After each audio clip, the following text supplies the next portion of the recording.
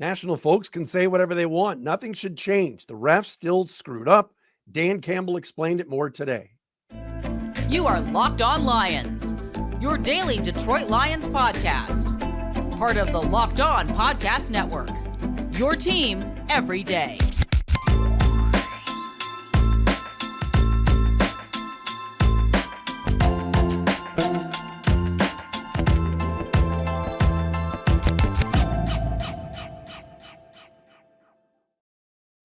Happy New Year, everybody. Matt Derry with you. It is New Year's Day, a Monday, January 1st into Tuesday, January 2nd. Locked On Lions on the Locked On Podcast Network. Your team every single day. Talking Detroit Lions football with you, the greatest fans in the NFL. Follow us on Twitter at Derry Speaks, at Locked On Lions. Matt Derry on Facebook fan page. Threads at The Real Matt Derry. And thank you for those of you that subscribe. We got over 9,000 subscribers on our Locked On Lions YouTube channel. Today's episode of Locked On Lions, the first of this calendar year of 2024, brought to you by PrizePicks, the easiest and most exciting way to play daily fantasy sports. Go to prizepicks.com/LockedOnNFL and use code all lowercase LockedOnNFL for a first deposit match up to $100. We're going to hear from Dan Campbell today. I got some audio to play you from today's press conference, the Monday presser following the Saturday night game, of course, in which the Lions lost 20-19 to the Dallas Cowboys in controversial fashion. I can tell you this, recording on a Monday evening, nothing has changed. The league hasn't come out and said anything.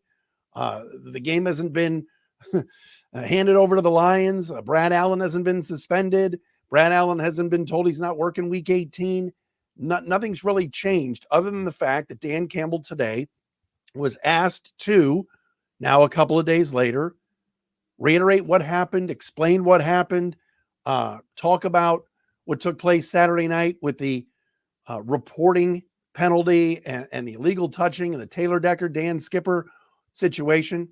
And the bottom line is this: whether Mike Florio from Pro Football Talk or sources around the NFL say, well, the league looks at it like this, deception and gamesmanship, and the Lions took a risk. Give me a break. Deception and gamesmanship are what the league is about.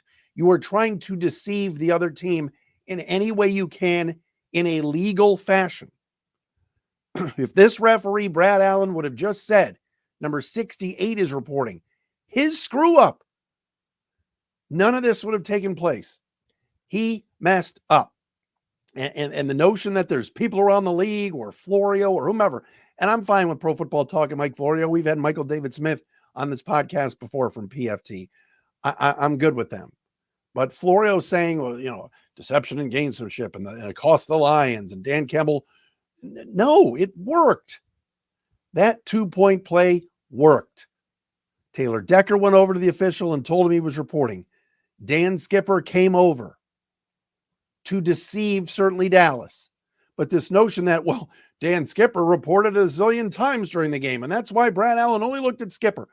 Dan Skipper reported as an eligible receiver one time on Sunday or Saturday night. One time. That according to and courtesy of TJ Lang, Lions sideline reporter and friend of the program. Once. So this notion that, oh yeah, the Lions have this guy that reports all the time as an eligible receiver, Dan Skipper. Yeah, they use Dan Skipper in jumbo packages. They've had him report before. But like this is a big part of the Lions offense. It's 7-8 times a game.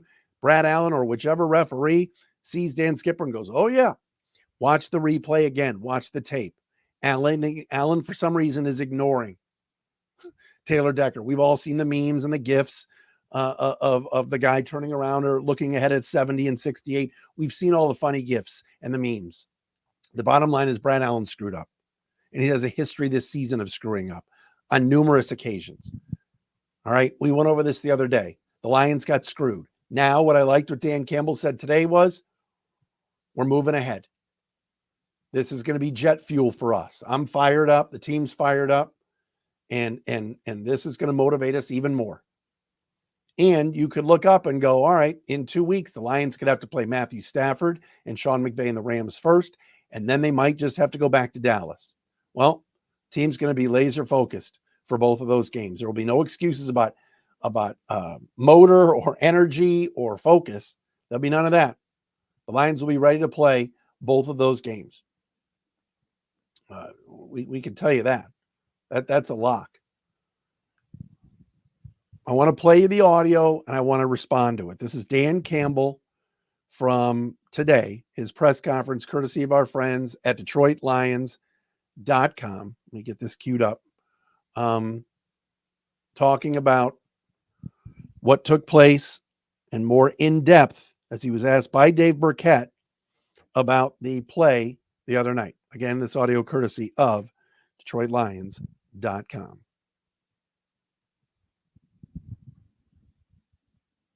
And Sewell went over to Brad Allen when Taylor went to report, and Skipper was sort of running that way. I don't know, can you explain why there was so many linemen going in that direction? Is that just some subterfuge in some way trying to confuse Dallas at all? If you're running a play like that, and 70 is your jumbo tight end, and they know that because that's what he does for you, and then you're going to decide you're going to make 68 eligible, and he walks over to the ref, and then the ref stands over 68 before you play, and they hold the ball, and they stand over and point at it. Do you think you're going to be able to throw the ball to 68? No. So it's about eligibility. That's what it's about. And it has nothing to do with the ref. The ref knows. He knows because 68 reported. It's for the defense so that they see three different people, and you're just hoping they happen to not hear that it's 70. That's all. Now, you saw what Hutch did last year here at Green Bay. They did the same thing to us, and Hutch picked it off, right? Antenna was up, just kind of, all right. He made a play. You had said you spoke to the officials beforehand, I guess, in talks with the pundits. How do you guys want to talk about this? I'm not getting into it. No, I understand, but people do wonder, pundits, when they talk about it, say there are squeeze boards that coaches draw up the play specifically with the officials. Was that specifically done, or was it just audio, just you verbally telling them? No, I had it on a piece of paper. Our play, what our players have.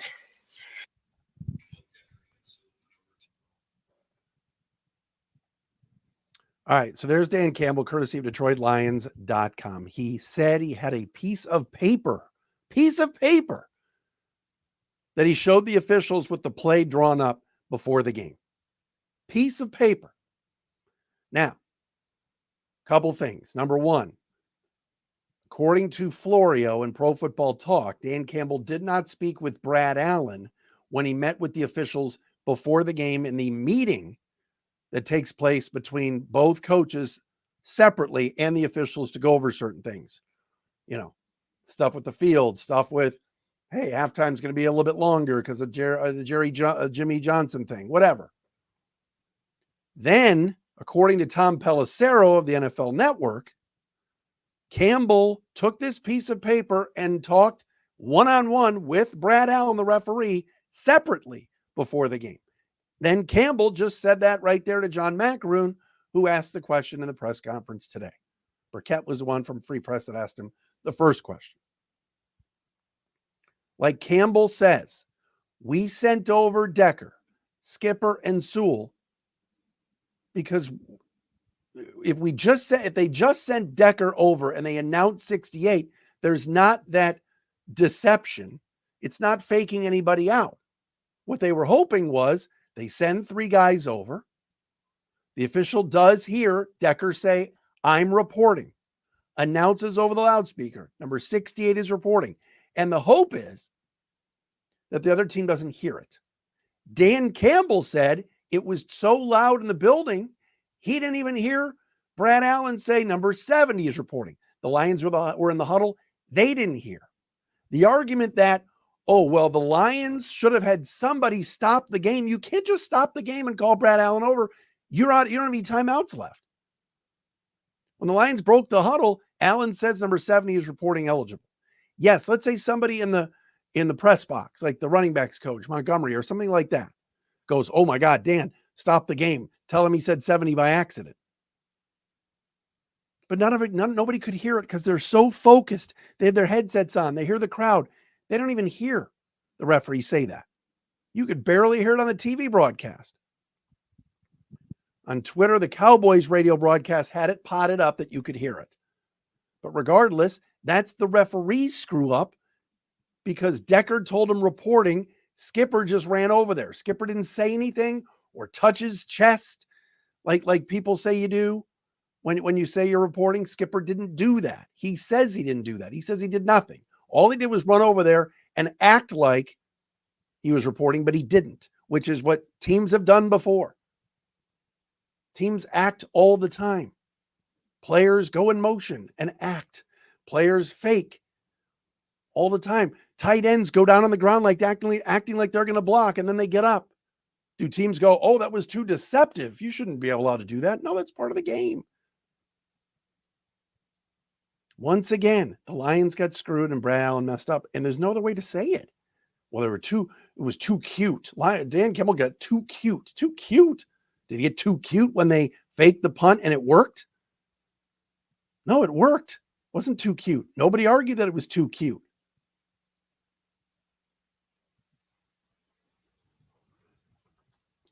That's all I got to say about it now. I think the Lions, though, are in a good position right now. And I'm going to explain that coming up next, right here on Locked On Lions. It's a Monday edition. I know a lot of you are still upset. We will get to everything tonight, right here on Locked On Lions. Locked On Lions brought to you by PrizePicks here on a Monday. Daily fantasy sports, DFS, the best platform in North America. You got games coming up this week. This weekend, you want to play PrizePicks. It's simple. You pick 2 to 6 players, and you pick more or less than on their stat projections, and you watch the winnings roll in. All right. It's so much fun. And now what's cool about it is during the week, if there's no NFL, you can still play with NBA. With basketball season here, you can now pick combo projections across football and basketball from the Specials League. You want to go Travis Kelce and LeBron James. LeBron, like a 10.5 combo of 3-pointers made by LeBron and then receptions by Kelce. You can do that. All right. This weekend, Niners are going to be resting players. You're going to watch for some of the backups, some of their numbers. Dolphins, Tua's a big game against Miami this week. More than or less than 260 yards passing. You can bet on that at PrizePicks. PrizePicks is really simple to play. I can make my picks and submit my entry in less than 60 seconds and turn $10 into $250 with ease. It is that simple and it's fun. Go to prizepicks.com/LockedOnNFL and use the code LockedOnNFL for a first deposit match up to $100. That's prizepicks.com/LockedOnNFL. Use code LockedOnNFL for a first deposit match up to $100. PrizePicks, daily fantasy sports made easy.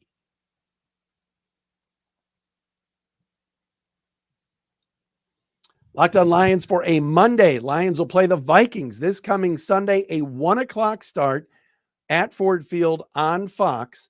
A lot of games being moved over to Saturday, games at night, of course, on Sunday, games at 4:25. Let me tell you something. First and foremost, 2 things on game times.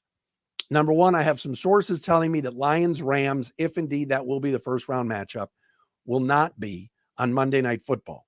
I'm hearing that one of the 4-5 matchups, either Jacksonville, Cleveland, or maybe Tampa, Philly, if that's what it turns out to be, it could end up being Tampa, Dallas, would be to give the 1 seed at either the AFC or NFC a shorter week for their opponent the next weekend.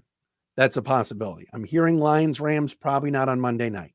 That's number one. Number two, there was a thought that maybe they would move Lions-Vikings to Saturday or a 4:25 slot this weekend.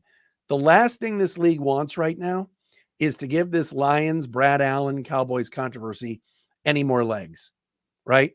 They're putting this game at 1:00 on a Sunday and they're being done with it.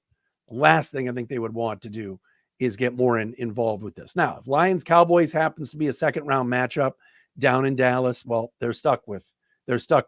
They're going to have discussions about it and they're going to have to talk about it and everything else, right? But at least for right now, that's where things stand. Lions are going to play a desperate Vikings team right now. The update from Minnesota, they don't know who's starting at quarterback. They've got 3 options for Sunday, and they have no clue what they're going to do. Jaron Hall was horrible this past weekend. Nick Mullins 2 weekends ago against the Lions threw 4 picks, and Josh Dobbs has been banished to 3rd string over the past 3 or 4 weeks. They could go back to Dobbs, who knows? But without Kirk Cousins, they have 3 quarterbacks, and today Kevin O'Connell, their head coach, said he doesn't know yet who they're going to start at quarterback Sunday against the Lions. Vikings at 7-9 still have a shot at making the playoffs. They have to win. They got to hope Green Bay loses, New Orleans loses, Seattle loses. They need a lot of help, but they're going to be playing hard and going to be playing to win. There has been some thought that the Lions really are kind of, they're probably going to be the 3 seed. If they win on Sunday, they could still be the 2 if Dallas and Philly both lose. Probably not likely.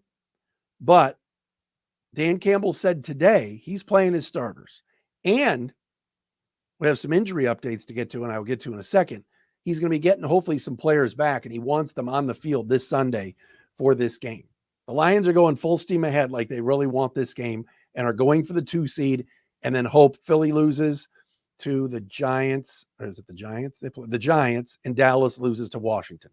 Look, week 18, anything can happen. It's just like week 1. Week 18, all bets are off. You're going to have guys playing on other teams that are playing for contracts, that are playing for maybe a 1-game shot, guys that have been elevated off the practice squad. Week 18 is a total crapshoot. It really is. But Dan Campbell says we're not resting anybody. We're going to play. We're going to play our guys. We're going to play the regulars. And we're playing to win. He doesn't want to take, again, now, if the Lions go up big on Sunday and the Vikings are a train wreck and it's 21-0, yeah, I would pull starters out. But right now, as of January 1st, Monday night, when I'm recording here, the Lions are going to play. Many of you have pointed out on Twitter, and I'm going to say this right now, that I said on yesterday's podcast, on the post-game pod, that Jameson Williams might have hurt himself in Saturday night's game, dancing or running off the field and celebrating with his teammates after that 63-yard catch from Jared Goff the other night. I don't owe Jameson Williams an apology, but I can say on this show right now, I'll be man enough to say I was wrong, and I speculated, and I was wrong. Jameson Williams injured both of his ankles on that catch and when he was brought down by the defender. So he has a sprained ankle. Dan Campbell, good news today, said it's minor and nothing major, and they're hoping that he plays this week. And if not, if they have to rest him, they'll rest him.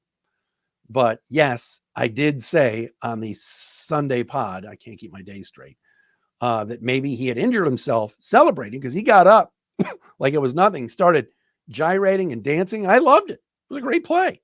And then he zoomed off the field. Like he sprinted to the sideline. And I thought maybe he hurt himself in that celebration, which would be kind of JMO-ish for the last 2 years. He's had weird injuries. He's had weird things happen. It's been a wild ride for the kid, but he had a good game the other night and he continues to improve. I see improvement. I'm happy for him. He's making plays, whether it's on reverses, long catches, he's becoming a weapon. He's growing up. So was making a point the other day. I didn't see on the actual pass play where he got injured, but as it's been pointed out on social media, it was a sprained ankle during that play when he got brought down to the turf. Whew. I mean, is this a freaking crazy season? What a wild, wild year.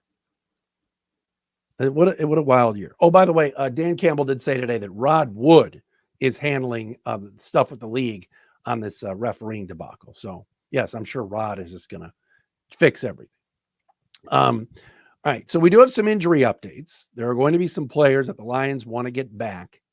And that will be key for the Lions' success moving down the stretch. One in particular that I'm very excited about, that may excite me more than others. We will talk about that coming up next right here on Locked On Lions, a Monday edition. Thanks for making us your first listen and checking us out wherever you get your podcasts. All right, but here we are with FanDuel, bowl season, Michigan and Bama in a battle tonight. All of these things, all of this stuff means it's football, and you want to be gambling and you want to have some action on the games. You got to go to FanDuel, America's #1 sportsbook. Right now, new customers get $150 in bonus bets guaranteed when you place a $5 bet. That's $150 in bonus bets, win or lose, win or lose. The app is so easy to use, and there are so many different ways to bet. Same game parlays. Find bets in the new Explore tab. Make a parlay in the Parlay Hub. Best way to find popular parlays and more. So visit FanDuel.com/lockedon and make your first bet a layup. Lions opened up, 3.5-point favorites this weekend against the Vikings. You want to put money down on tonight's late night game, Texas and Washington. All of that at FanDuel. FanDuel is the best. All right. Go to the app, check it out. FanDuel, official partner of the NFL.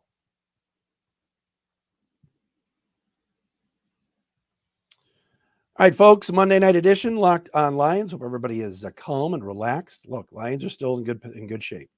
But boy, oh boy, it certainly looks like we're going to see the Rams, doesn't it, for the 3-6. Rams just win this weekend against a San Francisco team that's resting a lot of people. And the Lions win, but Philly or Dallas wins. It looks like Matthew Stafford's coming back. So as I said on Twitter the other day, is that Hank Winchester's music? Because you know Hank's going to have that Kelly Stafford interview. Ooh, baby. You know that exclusive's coming on Local 4. Oh, man. Crazy, crazy, crazy.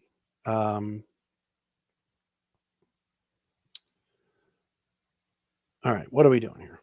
We are All right, so injuries. Yes, sorry about that. This weekend, there's a chance Dan Campbell is hopeful. CJ Gardner-Johnson, Aleem McNeil, and Jason Kabinda all return for Week 18 against the Vikings. CJ Gardner-Johnson, of course, is coming back from that core injury and everything else that he's gone through. And it appears Dan Campbell, quote, we'd love to get CJ involved. He keeps saying on his Instagram that he's coming back. That would be just awesome to get Gardner-Johnson back. The one I'm excited about is Aleem McNeil. Aleem McNeil, of course, was out with a knee injury and was on injured reserve the last 4 weeks, but now is eligible to return this week. According to Dan Campbell, quote, love to get Mac involved. It's Monday, but that's what's tentatively in my head. It's been trending upwards. Campbell remains optimistic that they could get him back. Jason Kabinda, of course, the fullback, has also been out for a while. He's fine, could be coming back. He's not on the active roster as of right now. And Sam Laporte is okay despite twisting his ankle. As I said before, Jamison Williams' ankle. Day-to-day, nothing significant, according to Dan Campbell. Here's the big one, though. I think this team is different and better when Aleem McNeil is on the field. We could talk about the secondary and how poor they've been this year and the need to get Chauncey Gardner-Johnson back. And I get that. And the Lions do need him back. And I don't know how they're going to play him and how they're going to do it with Branch and Gardner-Johnson and Melifanu, because they're all kind of playing the same spot, kind of the nickel corner / safety hybrid. They need an outside corner. This team is going to be drafting a cornerback. You can bet money on it. They're going to be drafting a corner in the first or second round, maybe multiple corners this coming April. They just are. The Lions need another corner. They thought they had Emmanuel Mosley. They thought they had Jerry Jacobs healthy and playing better. He's been benched and hasn't been healthy. Cam Sutton's out there right now. He's not 100%, and he had a really poor game this past week.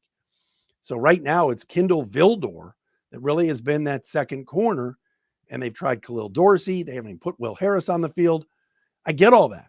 Getting CJ Gardner-Johnson back would be fantastic. But Aleem McNeil is a difference maker. When we get to the playoffs, you got to win up front. You got to be disruptive.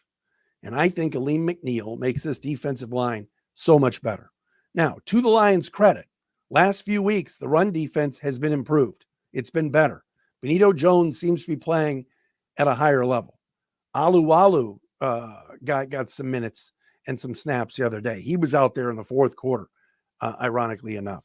I know they've tried Onzarike and others. Isaiah Buggs looks like he's back in the good graces of the coaching staff.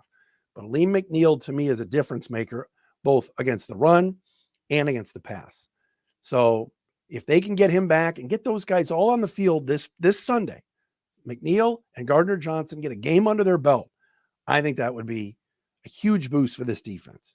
I didn't get to say it enough the other night because I was angry the other morning, Sunday morning, about Saturday night and the officiating circus. But future head coach Aaron Glenn and his defense did a pretty darn good job against the Cowboys. Yes, I get it. There were some breaks. Dallas fumbled out of the back of the end zone on that catch. I get it, the touchback. But the Lions holding Dallas to 20 points when they averaged 40 at home making tackles, getting to the quarterback, Hutch with the 3 sacks. Defense played pretty well. Hopefully they can build on this. And again, they're going to be playing with serious emotion and fire now. They feel wronged. They feel like they were done dirty by the officials. And so now they're going to be laser focused. Their antennas are going to be up and they're fired up. And I think they're going to take it out on the Vikings this weekend, no matter if it's Mullins, Dobbs, Hall, Tarkington, Randall Cunningham, Warren Moon. They could put out any Vikings quarterback. I don't think it's going to matter this week. I think the Lions are going to go in there and destroy Minnesota, actually, and end the Viking season. I think the Lions would love to do that and finish with 12 wins and get some momentum going into the playoffs. All right, we'll get the crossover with our good friend Luke Braun on Thursday, working on a couple of guests for the next couple of days. This has been a Monday edition of Locked On Lions right here on the Locked On Podcast Network, your team every day.